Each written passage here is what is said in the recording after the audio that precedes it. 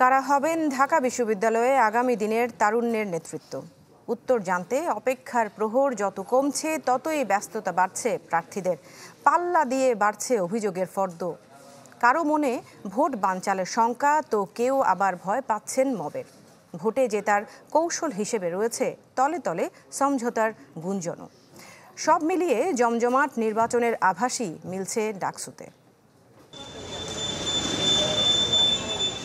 সময় যতই ঘনিয়ে আসছে ততই তুঙ্গে উঠছে আলোচনা, কে বা কারা দিবেন ডাকসুর নেতৃত্ব। প্রচারণার বাকি মোটে 3 দিন, তাই বসে নেই প্রার্থীরাও। যে যেভাবে পারছেন পৌঁছাতে চেষ্টা করছেন ভোটারদের কাছে। তারই অংশ হিসেবে প্রজেকশন মিটিংয়ের প্রস্তুতিতে ক্যাম্পাসে মিছিল করেছে প্রতিরোধ পর্ষদ। পরে বটতলায় বৈঠকে প্রার্থীরা বলেন, এই বিশ্ববিদ্যালয় যেন আর কখনো স্বৈরাচারের তাবেদারে পরিণত না হয়, সেই চেষ্টাই থাকবে।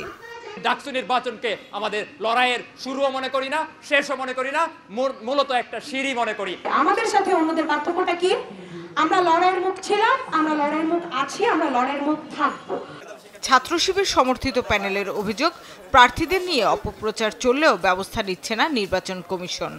যারা পেছন থেকে সামনে থেকে বিভিন্ন ধরনের ষড়যন্ত্র এবং চক্রান্ত করছে, এখানে আমরা যারা প্রার্থীরা আছি, আমরা যারা স্টেক হোল্ডাররা আছি, আমরা যদি দায়িত্বশীল আচরণ করি তাহলে ইনশাল্লাহ সেই ষড়যন্ত্র চক্রান্ত সেগুলো সবকিছু আমরা নস্যাৎ করে দিতে পারবো। অন্যদিকে ছাত্রদল সমর্থিত প্যানেলের আশঙ্কা, মব করে ভোট বানচালের অপচেষ্টা হতে পারে। মিটফোর্ডের ঘটনার মতো এমন অসংখ্য ঘটনা পরিকল্পিত করা হচ্ছে সাইবার বুলিং করার জন্য নির্বাচন কেন্দ্রিক। একই রকম ইলেকশন ইঞ্জিনিয়ারিং এর শঙ্কা বাকছার সমর্থিত প্যানেলেরও। এখানে আমাদের মধ্যে খুব বেশি নিজেদের মধ্যে এই দ্বন্দ্বটা নাই আমি মনে করি, এবং যে জিতুক বাকিরা তাকে সহযোগিতা করবে এটা আমরা বুঝতে পারছি। তো এইখানে যারা এইসব নেতিবাচক কাজের সাথে জড়িত হচ্ছেন তাদেরকে আহ্বান করবো, আপনারা এইসব থেকে সরে আসেন। আমরা একটা সহাবস্থানের রাজনীতি যেমন ফিল্ডে আছে, অনলাইনে যাতে সেটা আমরা রাখি।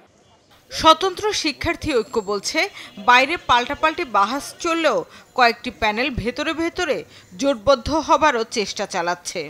আমাদের যারা স্বতন্ত্র শিক্ষার্থী আছে বা যারা স্বতন্ত্র প্রার্থী আছে তাদেরকে হারানোর জন্য বা তারা যেন নির্বাচিত না হতে পারে সেজন্য তারা বিভিন্ন চুক্তি করছে বলে আমরা জানতে পেরেছি।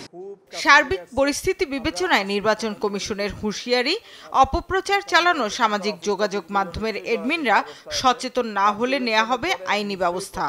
এই সাইবার বুলিং কোনোভাবেই ঠেকানো যাচ্ছে না।